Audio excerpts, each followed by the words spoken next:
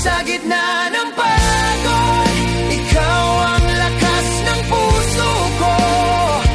Kahit pagod at sugatan, basta't ikaw ang dahilan. Muling lalaban dahil sa'yo, anak. Ikaw ang aking buhay. Ang dami ng online na trabaho, ngunit tila di pa rin sapat ito. Pinipilit kong magtagumpay para may maipagmalaki sa'yo, habang ako'y nag-aalala.